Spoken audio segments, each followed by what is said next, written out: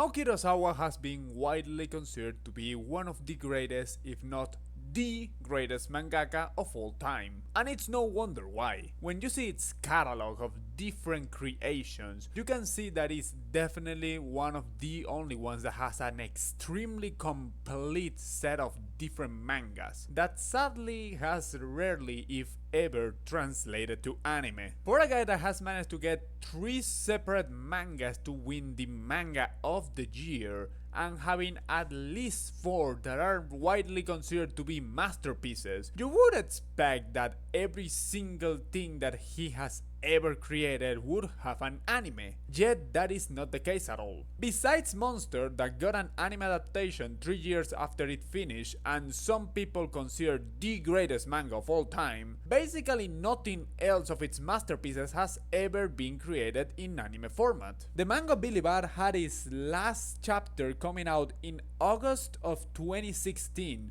which is almost a decade ago. And in the case of 20 and 21st Century Boys, it's even worse, because the latter of these came out in 2007, meaning that both of them have combined to be for almost 2 decades without ever having even a rumor for making an anime. And it seemed that every manga of the top 4 that was not Monster would be deemed to have the same fate of never having an anime. That is until 2023, in which 14 years after the final chapter of the manga, they decided to give an anime to Pluto.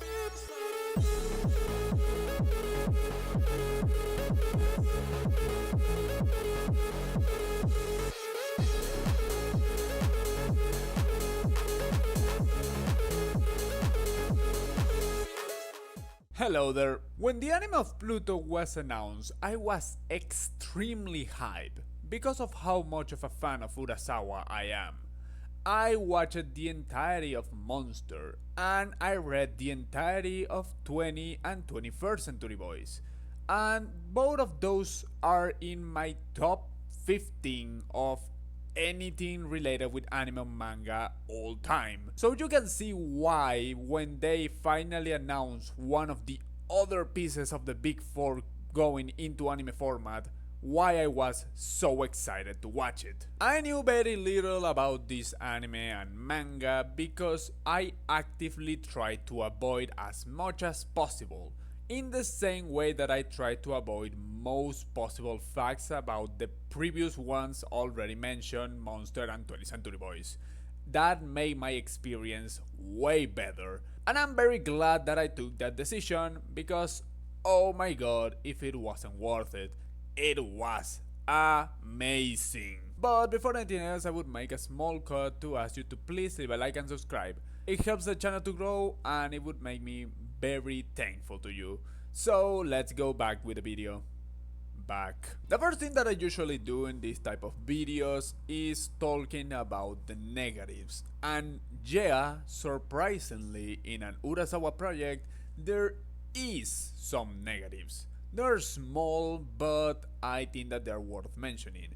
And well, mainly I have one complaint, which is not even that big of a complaint, but rather a kinda weird thing that happens, and is basically in the ending. I am not gonna spoil anything for anyone that hasn't watched it and wants to watch it, but let's say that in summary, the ending is kinda confusing. I do not know if the manga is in the same way or if it's way more coherent and cohesive in the way that they present it in that format, but I can tell you that in the anime is kinda awkward. So yeah, even by Master Urasawa, he, which is considered to be one of the greatest, he can make mistakes. So don't worry if you ever make a mistake in your life, because even him can do them. So once again, don't worry. But now going with the actual interesting parts, I really like this story. Conceptually is probably the best of any single one of the shows that I have already watched. of Urasawa. To put it in simple terms, the story follows a detective that is trying to reveal what is happening with certain crimes involving certain very important individuals, and specifically the most advanced robots in the world. And we discover that also this detective not only is a robot, but he's also one of those most advanced robots, so he's also gonna be eventually the target of this mysterious criminal. The most interesting part about all of this is that with that concept you would expect already something interesting and unique, which it is. Yet there's even more to that, because this is not only a story that I already stated the whole plot, but this is also somewhat of a retelling of the Astro Boy story, which is extremely crazy, and it's something that was confirmed by both Urasawa and something that you can deduce by yourself, especially when you watch a specific character called Atom. And yeah, even if that fact might not inherently enhance the experience by itself, it tells you that he has a really big respect to the creator of Tetsuya Atom, which, you know, every single mangaka should have in Japan, but you rarely see someone go so deep into the respect that he would create a whole new manga trying to show that said respect. And once again, that is something that only Urasawa is able to accomplish. There's also a small aspect about this show that is kinda secondary when you consider that it's an Urasawa story, but it's the fact that the animation is very good. As I'm saying, it's not something fundamental to what is ultimately an Urasawa story, because you know damn well that what it matters there is the storytelling and the characters and all of that. But even then, the animation is pretty damn decent. Even if it might not be the best of the best, it's still well above average, so you have to get the props for that. But as I already stated, the stories of Urasawa have two main focus, which are the plot by itself and the characters. So I'm gonna talk about the most important characters individually. I really love the way that Urasawa uses the characters in this story. In all of the most important robots, there's basically 7, with an added 8 that I'm gonna talk later on. But basically every single one of them fulfills a role in a perfect way. The first ones are Mont Blanc and North Number 2. This is gonna be a small spoiler of the first chapter of the story, so I don't think that it would matter that much, but if you want to avoid them, you can go and watch the first episode. I am not gonna say anything extremely detailed about the characters, I think, besides these two, but as I'm saying, it's just spoiler of the first chapter out of a 8 chapter series, so it shouldn't be that hard. Both of these characters show perfectly what robots meant to this war. Mont Blanc was considered a hero for the entirety of the war. He was extremely caring of every single human. He was extremely caring for others, other robots, and anything that can have life. And he was shown to be basically the ideal person. And I'm gonna mention him as a person because I think that he deserves the honors. Yet, he is the first one to die. Basically, we don't even see him almost at all. We just see what happens to him, and then all of the other things are like memories of how this character was such a cool person. It wasn't that he appeared constantly on screen, it was just the memories. And North Number 2 is the exposition of how dangerous the main villain of this story is supposed to be. North Number 2 is a phenomenal robot. He might be the least impactful story-wise, yet I think that he is probably my favorite out of the secondary robots. He's shown to be in its pure form probably the most advanced in terms of fighting skills, yet he is one that doesn't want to follow that path. Instead, he wants to become a musician. He wants to show that to the world, that part of him. He was a robot that suffered because he killed a lot of other robots back when the war was there, and he tried to avoid that past, and that's why he started working with a musician. And little by little we see that relationship grow from a guy that absolutely hated robots to finally understanding it, because Nord was that type of robot. He was extremely cool, he was extremely calm, and even with all of the things that he passed, he just wants to forget. Maybe not directly, because he knows that he cannot and should not forget what he did, but try to move forward, and I really love it. And with that story that it revolves around only the first episode, we finally see the demise of Nord number 2 under the hands of the monster called Pluto. In case you didn't notice, Pluto is the other robot that I was mentioning that wasn't technically part of the 7 strongest, even though it's very obvious that he is in terms of sheer power and one of the most advanced ones. For some reason that is completely unknown to us, the audience, he wants to eliminate the other ones. Why? As I'm saying, we do not know as an audience. I'm just telling you that right now, and we are gonna move forward for the next ones. The next two that I'm gonna talk about are very similar to each other, and that's why I'm putting them together, which are Brando and Heracles, even though for some reason the subtitles call him Hercules. I don't know why. But yeah, both Brando and Heracles are very cool. Both of them portray also like the pure warrior. They do not use their regular human looking bodies to fight, but rather some advanced technology that makes them be in suits, to say in a way, that are way stronger. Both of them participate in the war. Basically every single one of them, with the exception of one, participate directly in the war of South Asia, I think that it was. I know that is the war of Asia something. The 39th. Why 39th? Mysteries. But yeah, they're shown to be the fierce warriors, yet they also have their own lives. Both of them participate in robot battles, hence the reason to why both of them also had those such called suits, because they used it constantly to battle with other robots. But Brando is also a family man. There's a system in which the robots can make families in a way, and he uses it to its fullest. He uses all of its money to give families to other robots, and I think that is a showcase of how noble some of these can be. And Heracles, even though not as important per se in the things that he does, he also is a very close friend to Brando, and he is a very cool person, or robot.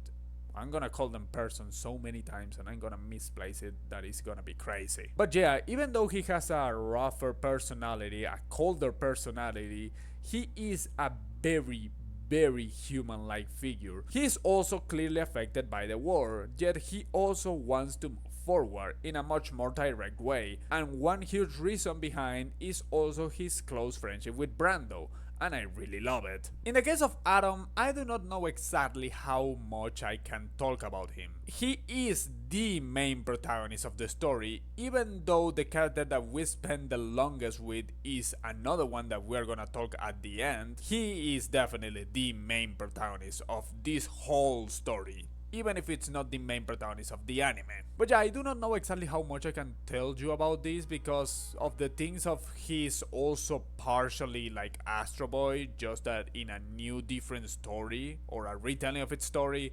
So I do not know how much of this is just retelling the story of Astro Boy and how much is unique to this story. So that is the reason why I cannot talk about him. His personality is cool, don't get it twisted. He's a cool guy, he's a cool boy, he cares a lot about humans, but as I'm saying, I cannot tell you enough about him because I'm not informed enough. Then we have what I think that is undisputably the best secondary character in this entire show, which is Epsilon. Epsilon is yet other of these top robots in the war, yet this one is different from the others. Do you remember how I said that basically all of the most advanced robots were participating in the war except for one?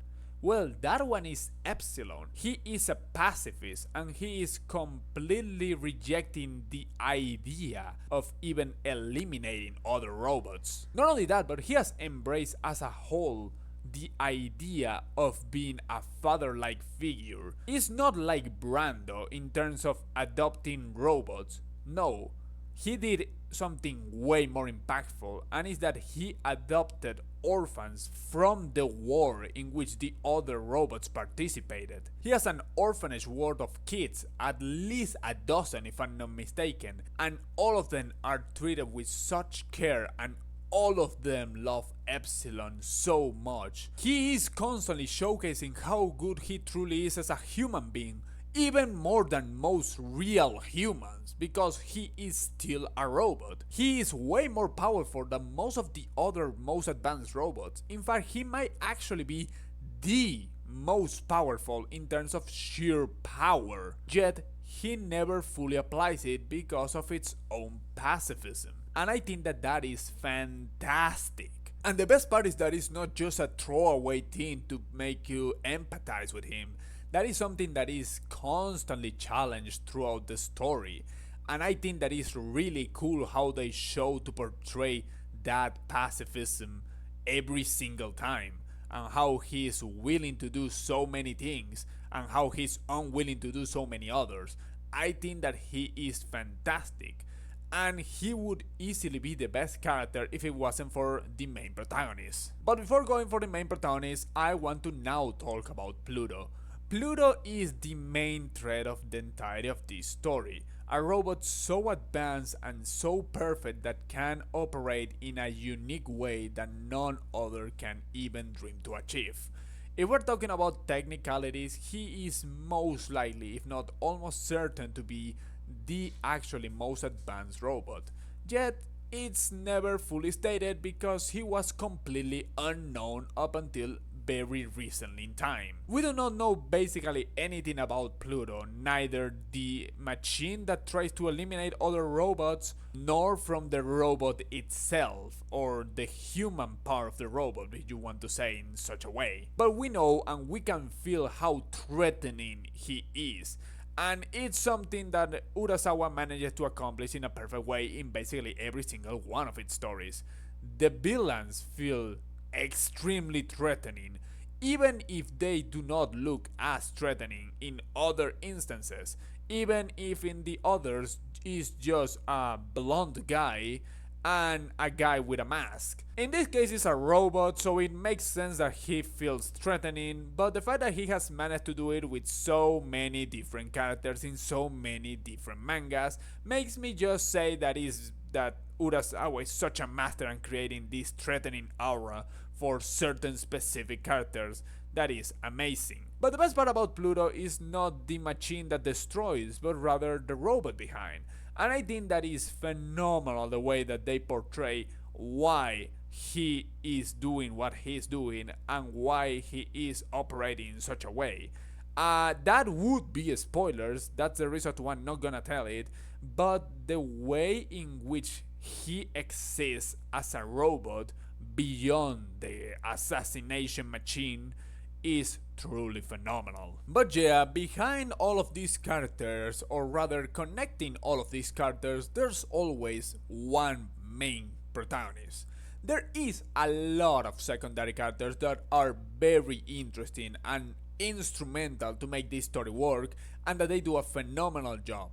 Like Uran, that is the sister of Adam, Ochan no Misu, I think that is called, which is one of the doctors or the specialist in robots that works with Adam, and the extremely cool reference that is also a very important character in this story, that is Dr. Tenma. But it's also, even without that fun reference to the main protagonist of Monster, an actually very important character that has a lot of depth to it, despite the fact that he appears in very few episodes. But as I'm saying, the glue that connects all of this is undeniably the main protagonist of this story, or at least the anime that I think that is the coolest character of this show, which is Gesikto. I just wish he knew.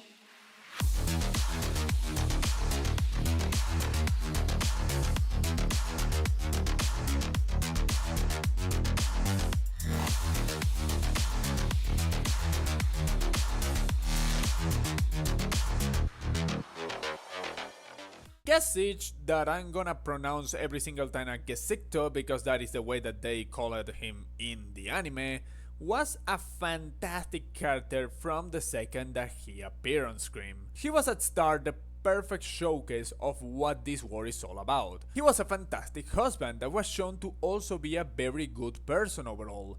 He cared about others, both humans and robots, and it was fantastic, to the point that up until it's revealed that he is a robot, you have no idea what he actually is, because he cares so much for others the few times that we watched it prior to that reveal, that you should have assumed that he was most likely to be a human because of how he felt. And yet, that is the reason to why he's so perfect as a first impression protagonist, because it shows you how real the robots are in this war. There's very few and small differences in reality between the robots and the humans in this war, and he is the best showcase of it. But once we know that he is actually an undisputably a robot, he also showcases in a wonderful way this war.